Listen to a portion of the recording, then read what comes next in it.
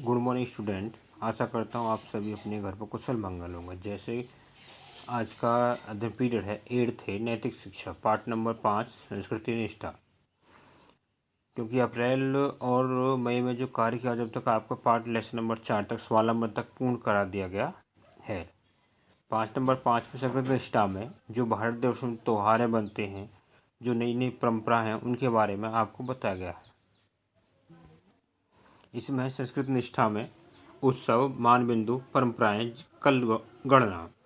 भारतवर्ष त्योहारों का देश है। यहाँ पर हर माह कोई ना कोई त्यौहार अवश्य होता है। ये त्योहारें विभिन्न राज्यों में विभिन्न नामों से जाने जाते हैं। इन त्योहारों पर लोगों का आनंद की प्राप्ति होती है एवं मनोरंजन का अनुराग भी करते हैं। त्योहारों का पर्व दो प्रकार के होते हैं। नंबर 1 राष्ट्रीय पर्व और एक नंबर सामाजिक पर्व। राष्ट्रीय पर्व में 15 अगस्त, 26 जनवरी, 2 अक्टूबर जो राष्ट्र के समर्पित बनाए जाते हैं, महापुरुषों के देश की आज़ादी के संबंध में बनाए जाते हैं। और सामाजिक पर्व में आपके हमारे आते हैं दीपावली है, रक्षाबंधन है, विजयदशमी, मकर संक्रांति, वर्ष प्रतिभा आदि अनेक त्यौहार ऐसे हैं जो बनाए जाते हैं। कहते हैं कि भारतवर्ष के अंदर प्रतिदिन कहीं ना कहीं एक त्यौहार अवश्य रहते हैं। 365 दिन है तो 365 ही त्यौहार भारतवर्ष के अंदर स्थापित अपने अपने राज्यों में अलग अलग बनाए जाते हैं। इसके अतिरिक्त जहाँ पर आत्मशुद्धि और संकल्प शक्ति की वृद्धि में सहायक है, वहीं समय पर आयोजित की सम्मिलित राष्ट्रीय एकात्म और समस्त बनाए में बोझ है। तो भारत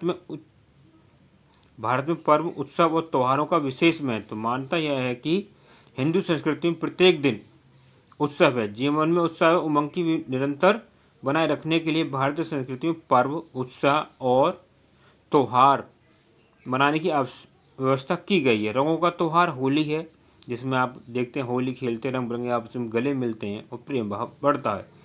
अगला इसके बाद तिल गुड़ और पकवान बनते हैं। मकर संक्रांति आप देखते हैं बैठकर खिचड़ी का आयोजन होता है। तिल गुड़ भी खाते हैं और खिचड़ी बनाते हैं और बैठकर आराम से उसको सेवन करते हैं।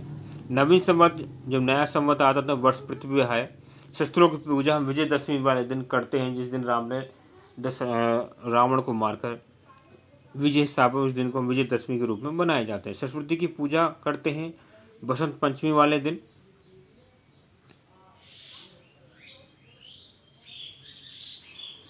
और अगला आता है भाई बहनों की राखी बांधना, रक्षाबंधन। जैसे अभी आने वाला है रक्षाबंधन, जिस दिन बहन अपने भाई की हाथ पर कलाई बांधती है और भाई उसको रक्षा करने का वचन देता है। घर पर अनेक त्यौहार बनते हैं, उत्साह रहती है, खान पीन बनती है। इसी जैसे कह सकते हैं, जैसे 12 में चैत बैसाख है, चैत में नववर्ष, रामनवमी, हनुमान जयंती और जब बनते हैं। बैसाख में परशुराम जयंती है, ज्येष्ठ में गंगा दशहरा है, आषाढ़ में गुरु पूर्णिमा है, श्रावण में हरियाली तीज है, नाग पंचमी, रक्षाबंधन है, भाद्रमास में श्री कृष्ण जन्माष्टमी, अश्विन में नवरात्रि, विजयदशमी, शरद पूर्णिमा है, कार्तिक करवा चौथ, धनतेरस, दीपावली है, मार्गशीर्ष में गीता जयंती है, पौष में गुरु गोविंद सिंह जयंती है, मास में मकर संक्रांति, बसंत पंचमी है, फागुन में महाशिवरात्रि और होली है। इससे आगे हम बढ़ते हैं तो देखते हैं कि कुंभ का मेला है, जो कहते हैं हर 12 वर्ष लगते हैं। ये 4 जगह लगता है, नासिक है, उज्जैन है, प्रयाग और हरिद्वार।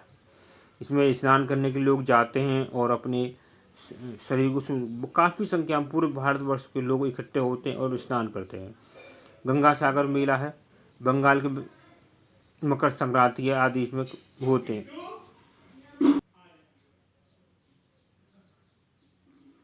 पुष्कर मेला है, कार्तिक पूर्णिमा प्रतिवर्ष, सूर्य पश्चिम कार्तिक शुक्ल पक्ष अष्टमी को लगती है। हमारे तीर्थ प्रयागराज है, केदारनाथ है, वैष्णो देवी है। प्रयागराज में गंगा यम सरस्वती और मिलती, केदारनाथ में हिमालय से बढ़ती है, वैष्णो देवी में उच्च शिखर में बनती है। इसके अतिरिक्त राष्ट्रीय एकता स्थापित के लिए देश में अनेक अंगों में ज्योतिर्लिंग, महाशिवरात्रि, शिवलिंग स्थापित हुए हैं। जैसे सोमनाथ में गुजरात है, मणिपुर में, आंध्र प्रदेश में, महाकाल उज्जैन में है, वैद्यनाथ झारखंड में है, रामेश्वर तमिलनाडु में। ऐसे अनेक 12 स्थानों पर महाशिव जी के स्थापित हैं अपने पवित्र प्रतीक चिन्ह। हमारे में देख कहते हैं अलग अलग प्रतीक चिन्ह, जैसे कमल का फूल है, विराज मानते पूजा के लिए बहुत शुभ है। दीपक जो कह सकते हैं कि मांगलिक कार्य के लिए करते हैं, जो उजाला फैलाते हैं और घर का अंधकार को दूर करता है। उसी के अंदर आते हैं, आगे आते हैं कलश। आप देखते हैं शादी ब्याह होती है, पूजा होती है तो एक कलश रखा जाता है, उसके आम की टेल लगाती है, वो भी एक शुभ माना जाता है। ओम, आप कहते हैं घरों के ऊपर ओम लगाया जाता है, कहीं पूजा होती है ओम बनाया जाता है, जो भी एक संस्कृति प्रतीक का चिन्ह है। शंख है, यज्ञ हवन पूजा मंदिर में आरती में इसका अद्भुत शुभ होता है, मंगलकारी माना जाता है। चक्र भगवान विष्णु का शस्त्र है, जो शत्रु विनाशक और पापों को नाश करता है। जैसे देखते हैं कि संजीव चक्र था, जो उन्होंने काफ़ी वो क्या स्वावलंबी स्वास्तिक होता है, शुभ मानते हैं। घर के आसपास कोई हम नई चीज़ लाते हैं तो उसको स्वास्तिक का चिन्ह बनाते हैं, जो एक बहुत गणेश के रूप में इस विराजमान है। गदा हनुमान जी की ब्रह्मचार्य शक्ति तेज व पुंज मान जाते हैं, इसकी गदा ही शक्ति को भंडार है।